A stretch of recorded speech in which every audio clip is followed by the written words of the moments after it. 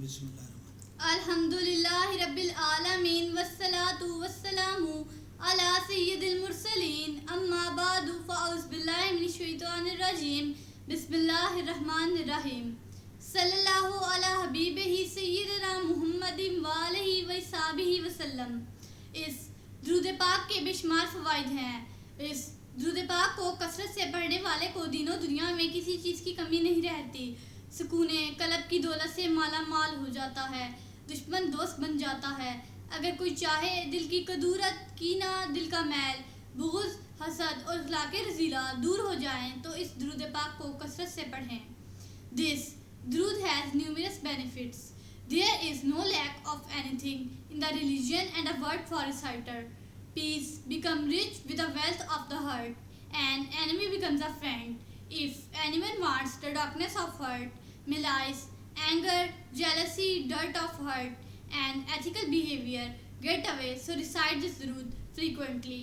ہماری کسی بھی ویڈیو میں کوئی بھی ایک لفظ بھی آپ ایسا نہ پائیں گے جو اللہ تعالیٰ کے حکم اور اس کے نبی اکرم صلی اللہ علیہ وآلہ وسلم کی تعلیمات سے ہٹ کر ہو۔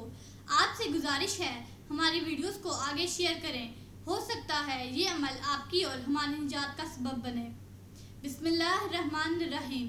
حضرت ابو طالب کی مالی حالت تسلی بخش نہ تھی۔ اہل و عیال کی کثرت نے اس کمزوری کو مزید تکلیف دہ بنا دیا تھا۔ اس لیے جب حضور صلی اللہ علیہ وآلہ وسلم 9-10 سال کے ہوئے تو آپ نے بعض لوگوں کے ریوڑ اجرت پر چرانے شروع کر دیے تاکہ اپنے محترم چچا کا ہاتھ بٹائیں۔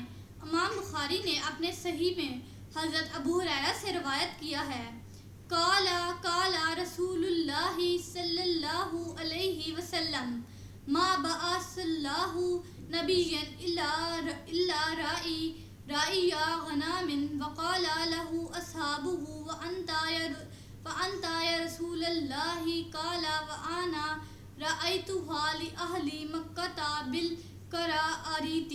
ترجمہ: حضرت ابو ہریرہ کہتے ہیں کہ رسول اللہ صلی اللہ علیہ وآلہ وسلم نے ارشاد فرمایا کہ اللہ تعالیٰ نے کسی نبی کو مبعوث نہیں فرمایا مگر اس نے بکریوں کو چرایا ہے۔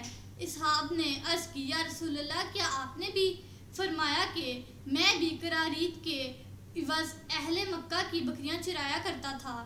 قراریط قیراط کی جمع ہے اور یہ دینار کے چھٹے حصے کی چوتھائی کو کہتے ہیں، اور بعض نے کہا کہ دینار کے 20ویں حصے کو قیراط کہتے ہیں۔ بکریوں کے دودھ کا حصہ جو حضور اکرم صلی اللہ علیہ وآلہ وسلم اجرت کے طور پر لیا کرتے تھے اور جو حضرت ابو طالب کے اہل و عیال کے ساتھ بطور غذا استعمال فرمایا کرتے۔ علامہ بدر الدین عینی نے عمدۃ القاری میں ابراہیم حربی کے اس قول کو ترجیح دی ہے کہ قراریط ایک مقام کا نام ہے جو عجیات کے قریب تھا۔ قریش کا آبائی پیشہ تجارت تھا۔ یمن کی بندرگاہوں پر مشرق اور مشرق بعید کے ممالک سے درآمد کیے ہوئے مال کو لے کر قریش شام کی منڈیوں میں پہنچاتے تھے اور وہاں سے مغربی ممالک یونان، فلسطین، مصر وغیرہ سے آیا ہوا مال لے کر یمن کی بندرگاہوں پر پہنچاتے تھے تاکہ اس مال کو مشرقی ممالک کو برآمد کیا جائے۔ جب رحمت عالم صلی اللہ علیہ وآلہ وسلم کی عمر مبارک 12 سال کے قریب پہنچی تو حضرت ابو طالب نے اپنے تجارتی مقاصد کے لیے شام کے سفر کی تیاری شروع کر دی۔ علامہ ابن خلدون نے عمر کے بارے میں 13 سال اور 17 سال کے 2 قول لکھے ہیں۔ جب آپ روانہ ہونے لگے تو رحمت عالم صلی اللہ علیہ وآلہ وسلم نے اپنے چچا کے اونٹ کی نکیل پکڑی اور اصرار کیا کہ مجھے بھی اپنے ہمراہ لے جائیں۔ حضور اکرم صلی اللہ علیہ وآلہ وسلم نے آپ کی اونٹنی کی مہار پکڑ لی اور فرمایا، اے میرے چچا، آپ مجھے کس کے سپرد کر کے جا رہے ہیں؟ میرا نہ باپ ہے اور نہ ماں۔ چنانچہ حضرت ابو طالب آپ کو ساتھ لے جانے پر تیار ہو گئے اور آپ کو اپنی اونٹنی پر اپنے ساتھ سوار کر لیا۔ کئی دنوں کی مسافت کے بعد جب یہ قافلہ بصرہ پہنچا تو وہاں عیسائی راہبوں کی ایک خانقاہ کے نواح میں شب بصری کے لیے قیام کیا۔ اس خانقاہ میں ایک عیسائی راہب عرصہ دراز سے سکونت پذیر تھا۔ اس کا نام جرجیس تھا لیکن بحیرہ کے نام سے مشہور تھا۔ بحیرہ سریانی لفظ ہے، اس کا معنی ابکرا اور نابغہ ہے، یعنی ازہد دانشمند اور علامہ روزگار۔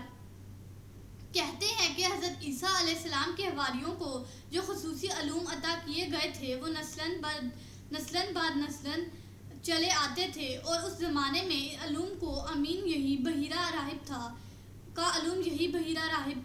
قریش کے تجارتی کارواں ہمیشہ اس راستے سے گزرا کرتے تھے، لیکن اس نے کبھی ان کی پرواہ نہیں کی تھی۔ وہ ان سے گفتگو کرنے کا روادار بھی نہ تھا، لیکن اس دفعہ جب یہ قافلہ اس کی وادی میں داخل ہوا تو اس نے اپنی خانقاہ سے دیکھا کہ ایک نوخیز بچے پر بادل کا ایک ٹکڑا سایہ فگن ہے۔ وہ بچہ جدھر جاتا ہے بادل کا ٹکڑا اس کے ساتھ ساتھ جاتا ہے۔ پھر اس نے اس امر کا بھی مشاہدہ کیا کہ جب یہ قافلہ ایک درخت کے سائے میں اترا، یہ بچہ جب وہاں پہنچا تو درخت کے سائے میں کوئی جگہ نہ رہی تھی، اس لیے مجمع سے باہر ہی وہ بچہ دھوپ میں بیٹھ گیا، اور درخت نے فوراً جھک کر اپنا سایہ اس بچے پر پھیلا دیا۔ سیرت النبی صلی اللہ علیہ وآلہ وسلم کا یہ سلسلہ جاری رہے گا۔ حضرت محمد صلی اللہ علیہ وآلہ وسلم کی حیات طیبہ کا ایک پہلو بیان کیا جائے گا۔ آپ سے گزارش ہے ہماری اور اپنی بھلائی کے لیے ہماری ویڈیوز کو دیکھتے رہیے۔ اگر آپ کو ہماری یہ ویڈیو پسند آئی ہے تو اس کو لائک کریں اور ہمارے چینل کو سبسکرائب کریں۔ اللہ تعالی ہمارا اور آپ کا حامی و ناصر ہو۔ شکریہ۔